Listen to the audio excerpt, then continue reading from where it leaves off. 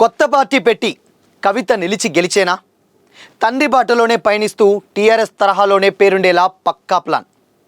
కొత్త పార్టీ సరే, కవిత వెంట ఉండేదెవరు, వచ్చేదెవరు? అసలు కవిత రేవంత్ రెడ్డి వదిలిన బాణమేనంటూ మరికొందరి కామెంట్స్. ఇంతకీ కవిత టార్గెట్ ఏంటి? Watch this video.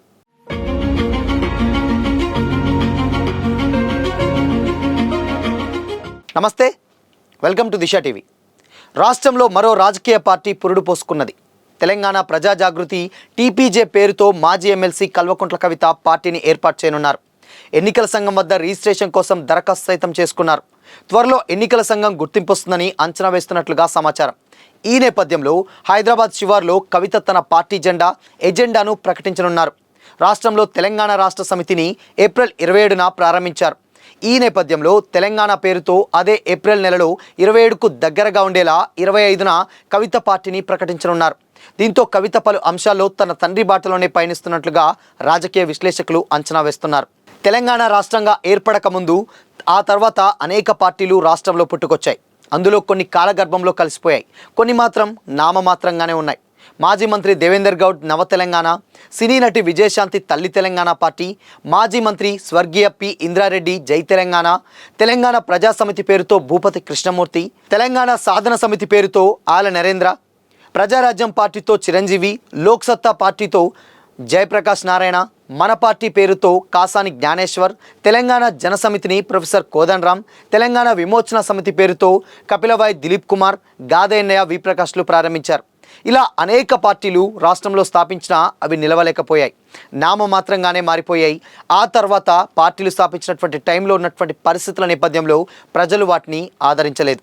దీంతో పార్టీలు చాలా వరకు కాలగర్భంలో కలిసిపోయాయి. లేటెస్ట్గా కవిత పార్టీని కూడా ప్రజలు ఎంతవరకు ఆదరిస్తారనేది గమనార్హం.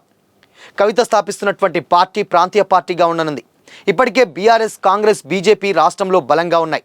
ఈ మూడు పార్టీలను కాదని టీపీజేను ప్రజలు ఎంతవరకు ఆదరిస్తారన్నది ప్రశ్నార్థకం. ఎన్నికల సమయంలో ఏదైనా పార్టీతో పొత్తు పెట్టుకోకపోతే తప్పదా? లేకపోతే తెలంగాణలోని అన్ని ప్రాంతాల్లో తన ప్రభావాన్ని టీపీజే చూపిస్తుందా అనే సందేహాలను, అనుమానాలను పలువురు వ్యక్తం చేస్తున్నారు. అయితే కేసీఆర్ కూతురుగానే గుర్తింపు పొందిన కవిత, ఆయన వల్లే ఆమెను ఇన్నాళ్ళు బీఆర్ఎస్ నాయకులు అభిమానిస్తూ ఆదరిస్తూ వచ్చారు. కేసీఆర్కు దూరమయ్యాక ఆమెను ఏ కోలంలో చూస్తారు? కుటుంబ కలహాల కారణంగా పుట్టుకొచ్చినటువంటి పార్టీగా చూస్తారా, లేక ప్రజా సమస్యల పరిష్కారానికి వచ్చినటువంటి పార్టీగా చూస్తారా అనేది వెయిట్ చేయాల్సిందే. మున్సిపల్ ఎన్నికల్లో సొంతంగా కాకపోయినా ఆల్ ఇండియా ఫార్వర్డ్ బ్లాక్ పేరుతో పోటీ చేస్తున్నట్లుగా కూడా ప్రకటించినా ఫలితాలు సాధించలేకపోయారు. ఆమె సాధారణ ఎన్నికల్లోనే పోటీ చేస్తారా, లేక వచ్చే ఎంపీటీసీ, జెడ్పీటీసీ, హైదరాబాద్ మున్సిపల్ ఎన్నికల్లో పోటీ చేస్తారా? వాటి ఫలితాలు ఏ విధంగా ఉంటాయనే దానిపై కూడా ఇప్పుడు చర్చ జరుగుతుంది. ఇక కవిత తన రాజకీయ ప్రయాణాన్ని ఒంటరిగానే మొదలు పెట్టడానికి సిద్ధమయ్యారు. ప్రస్తుతానికి మొదట్లో ఉగాది తర్వాత పార్టీ ఏర్పాటు చేస్తానని ప్రచారం జరిగింది. ఇటీవల మా పార్టీకి సంబంధించిన కొన్ని వ్యవహారాలు, లీగల్ ఇబ్బందులు ఎదుర్కొన్నాయి. అయితే ఇప్పుడు ఆ సమస్యలు మొత్తం క్లియర్ కావడంతో రాజకీయ పార్టీ ఏర్పాటుకు కవిత శ్రీకారం చుట్టినట్లు కనిపిస్తుంది. కవిత రాజకీయ పార్టీ ఏర్పాటు చేస్తున్నటువంటి క్రమంలో ఆమె వెంట ఎవరొస్తారు, ఆమెతో ఎవరుంటారు? కవిత కోరుకున్నట్టుగా తెలంగాణ రాష్ట్ర రాజకీయాల్లో రాజకీయ శూన్యత కనిపిస్తుందా అనే ప్రశ్నలను రాజకీయ విశ్లేషకులు వ్యక్తం చేస్తున్నారు. అయితే వచ్చే అసెంబ్లీ, పార్లమెంట్ ఎన్నికల నేపథ్యంలో నియోజకవర్గాల పునర్విభజనకు కేంద్రం గ్రీన్ సిగ్నల్ ఇచ్చింది. 2011 జనాభా లెక్కలను ప్రతిపాదనగా తీసుకుంది.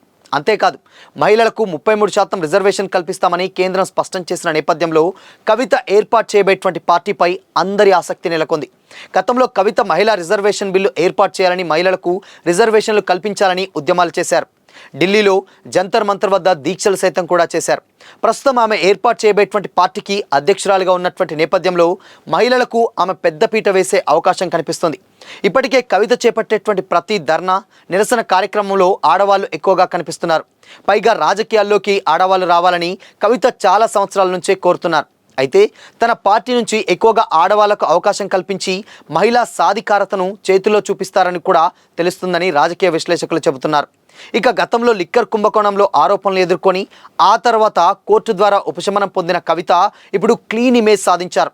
తను మొదటి నుంచి చెబుతున్నట్టుగానే అదంతా కూడా కక్ష సాధింపు చర్య అని జనాల్లోకి బలంగా తీసుకెళ్లారు. తద్వారా కడిగిన ముత్యంలాగా తాను బయటకు వచ్చానని కవిత చెబుతున్నారు. అందువల్లే తాను రాజకీయ పార్టీ ఏర్పాటు చేస్తున్నట్లుగా కూడా ప్రకటించారు. తన మానస పుత్రిక అయినటువంటి జాగృతిని పార్టీ పేరులో ఏర్పాటు చేస్తున్న కవిత రాజకీయ లక్ష్యాలను బలంగానే నిర్ణయించుకున్నట్లు తెలుస్తుంది. గతంలో కవిత రాజకీయ పార్టీ ఏర్పాటు చేయకముందు సింగరేణి నుంచి కొంతమంది కార్మిక సంఘం నాయకులు ఆమెకు మద్దతు పలికారు.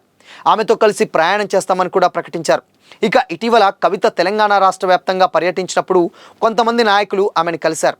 కవిత సపోర్ట్తో ఇటీవల ఉమ్మడి పాలమూరు జిల్లాలో ఓ మున్సిపాలిటీని నాయకులు కైవసం చేసుకున్నారు. ఆ తర్వాత వారు కాంగ్రెస్ పార్టీకి జై కొట్టారు. ఇప్పుడు కవితతో ఎవరు వస్తారు, ఎవరు ఆమెకు అండగా ఉంటారు, పార్టీ నిర్మాణ క్షేత్రస్థాయిలో పరిస్థితులు ఆమెకు అనుకూలిస్తాయనే ప్రశ్నలు ఇప్పుడు రాజకీయ విశ్లేషకులు వ్యక్తం చేస్తున్నారు. మరి వీటికి ఎన్నిటికీ సమాధానం కవిత ఏ రూపంలో సమాధానం చెప్తారో వెయిట్ చేయాల్సిందే.